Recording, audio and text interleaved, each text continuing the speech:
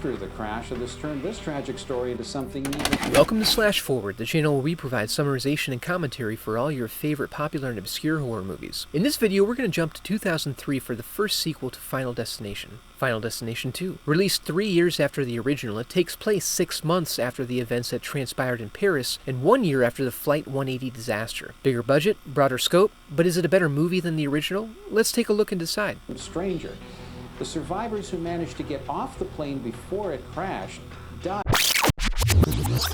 We hear some exposition coming from the TV. Apparently there are people within the general public that know enough about the events from the first movie to posit a theory about an unseen, malevolent force that decides when we live and die. We face death all around us every day. And he tries real hard to sound dark and edgy, but it really sounds like he's just describing life. This lone nutter and the show host disagree about the nature of coincidence as the camera focuses in on a young lady sleeping soundly. We see that the breeze has caught up with her, but we don't yet know why. As the TV expounds more advice. The only way to survive is to look beneath the visible world. So I guess we're all boned then? We get some cues that death is lingering around here, and then transition into the next morning. We find out that our cursed main character is Kim. She's preparing to go on a trip to Daytona with her friend Shayna, who helps put her dad at ease about the whole thing. Can we go get the guys?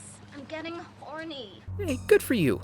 When they leave, Kim's dad notices fluid on the ground that didn't come from him. When the camera catches up with our group, it's whipping around all over the place, indicating that we may have a sequence starting. A funny can lady shows up and tells the boys a classic joke. Hilarious. We're then inundated with minor details and foreshadowing. It would actually be easy for anyone observing to see that an accident is imminent, as the drivers and passengers seem to be actively engaged in everything but driving. Pay attention next time you're in traffic, it's nothing like this, if you're lucky. As expected, we end up with the unfolding of a huge multi-car pileup, made worse by the fact that everyone behind it is driving at max speed, and no one slows down. Screw it, let's navigate this bitch. Oh, we end up back at the friends in their SUV, waiting to pull onto the highway. Kim snaps out of her waking nightmare, feeling unsettled. The boys are treated to an encore. Kim gets enough repeat information to recognize that something weird is going down. Unlike Alex, she has a little more control over the situation, and her freakout prevents any of them from entering the roadway and getting killed. An officer pulls her from the car to get a handle on what's going on as she causes a scene with a row of stopped traffic behind her. When the log truck that initiated the original accident rolls by, she tries to convince the officer to run it down and prevent the accident. However, having changed the outcome so significantly already, the truck barely makes it past the on-ramp when it wrecks and explodes, causing a semi to smear her friends all over the pavement. The entire group of drivers who had been stopped behind her end up at the station, and while it may not make sense that they were all taken to the station, the circumstances serve to conveniently identify the main group this movie will revolve around. Kim gets this thing rolling almost instantaneously when she takes this seemingly random and unusual series of circumstances and connects it with the equally random and unusual series of circumstances related to Flight 180. As we all know, two equally incredible and unlikely events are usually connected as a result of their unlikeliness. Through this exposition, we also find out that Clear is the sole survivor of the first event, committing herself to an isolated, padded room in an attempt to remain outside Death's reach. As we would expect, most of the group are unconvinced, and they then disperse. Death is going to have to pound some convincing into them, hardcore style. Back at home, Kim only just begins the arduous process of unpacking her emotions. It's not over yet. We then find ourselves breezing down a hallway as Evan returns from a shopping trip to an apartment that doesn't match his shopping inclinations. He almost immediately prepares his body for the act of cooking. We can only hope he's not cooking bacon. The combination of his inattention and death trap-like apartment almost immediately begin to work against him as we see multiple indications of impending disaster. Death almost doesn't even need to nudge him here. He appears about ready to take care of that business himself. When a flash from the microwave startles him, he drops his bitchin' new pinky ring down the drain. He dives in to get it, but like a raccoon refusing to let go of his shiny trinket, he gets his hand stuck in the drain. This would almost be comical if it wasn't also apparent that the entire world is coming unraveled around him. He manages to get free and heads for the window to escape. Okay, how is that an unfortunate accident? Why doesn't Death just slit his throat at this point? He manages to make it to the fire escape, and since it's the early 2000s, his apartment explodes. He makes it all the way down, then manages to slip on his spaghetti and take a ladder to the eye. We then meet back up with Officer Burke, who's doing some research. There's a little more backfilling of the events following the prior movie. We discover that Alex locked himself away for 3 months, only to go on a walk with Clear and be killed by a falling brick. See? Simple. No pretense needed. Meanwhile, the rest of the group is watching the same channel at the same time, mutually discovering that one of their tribe is now dead as a result of unusual circumstances. Kim decides to make a trip out to visit Clear, in the hope that she can help them get a grasp on what's happening. Unfortunately, her isolation has not resulted in any clarity on the situation. If you put them on the list, they're already dead. But weren't they slated to die anyway? Kim basically gets a general rundown of the rules, but also puts a new thought in Clear's mind when she mentions that her friends died first in reality rather than last as in her premonition. Kim leaves with the gift of more worthless wisdom. So what am I supposed to do? Watch out for the signs. Yeah, everything is signs. When she gets back, Burke is at her house to pick her up. He's called together the remaining survivors in the hope that they can work together to keep each other safe. However, before they can go, Kim has a vision about Tim and his mom, so they run off to help. Tim is at the dentist, preparing to get absolutely destroyed, and despite a convergence of dangerous circumstances, he manages to walk out with only minor brain damage resulting from his excessive exposure to pure nitrous. Kim and Burke run up just in time to scream pigeon at them. This causes Tim, still high on the goof juice, to run into a flock of pigeons and, demonstrating the need for nuance in one's expression of the signs, gets flattened by an unforeseen pane of glass. What more do you want? She yelled pigeon. His mom insists on staying with his pulpy remains. So scared. Oh, I can tell. Clear shows up, having had a change of heart, and takes them to talk with the mortician, having had such luck with him the first time round. Still talking straight nonsense, he gives them a new rule about how the introduction of new life forces death to start over. All they have to do is to follow the signs.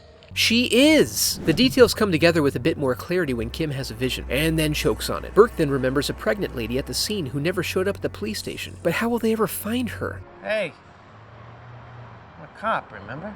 Oh, convenient. Now they have a new direction and are ready to have that survivors group meeting. Their group gets a rundown of the rules, and then Kim starts handing out cell phones like candy. Eugene plays the skeptic and leaves with Nora, who has to tend to her son's funeral. While on the elevator, this creepster shows he has no qualms about unabashedly living his best life.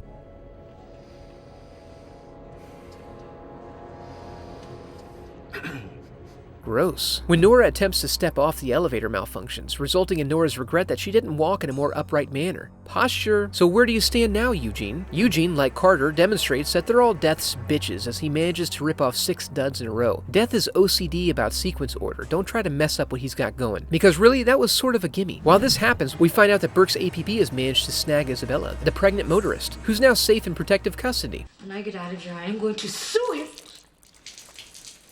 Oh my god. Ah, crap. Before they leave to meet her, they discover that they've all cheated death before, and that their change in circumstances was tangentially related to Flight 180. It's an outward ripple of influence working backward to close the rift and, whatever, everyone's gonna die. As they race to get to Isabella, they nearly collide with her racing the other way. Kat manages to keep enough control of the van to avoid serious injury, but ends up pinned in. She enlists the help of a nubile young farmhand. As he goes to work and a news van shows up, we're left waiting to see how this disaster of unforeseen circumstances will come together. This one results in a twofer as this smartass I'll just put it on quiet mode.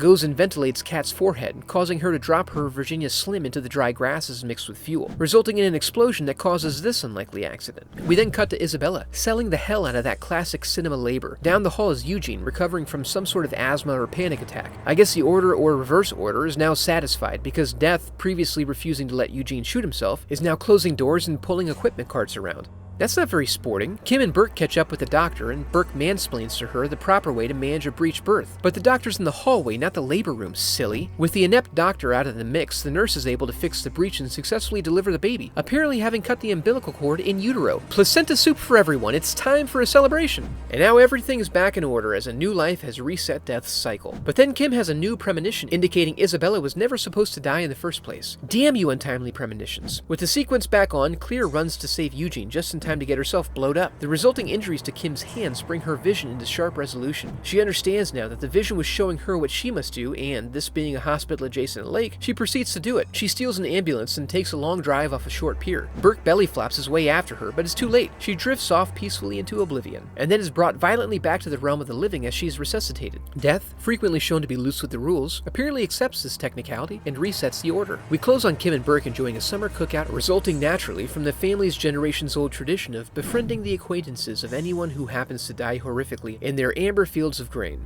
We come to discover Brian was nearly killed that day, setting the stage for a possible sequel. Or not. And there you have the first sequel, a step up in budget and complexity with some cool kills throughout. It was only hindered by an insistence on further exploring and explaining the rules. Keep it simple and give up on this invisible hand of death stuff. They also don't need to add the reverse ripples and rifts of relatedness. If you make it too complicated and far-reaching, it loses its edge, because it becomes just like real life where death is constantly waiting to greet us all at any given moment. Let's hope they smooth this out for the next installment. I hope you enjoyed the video and thanks for watching.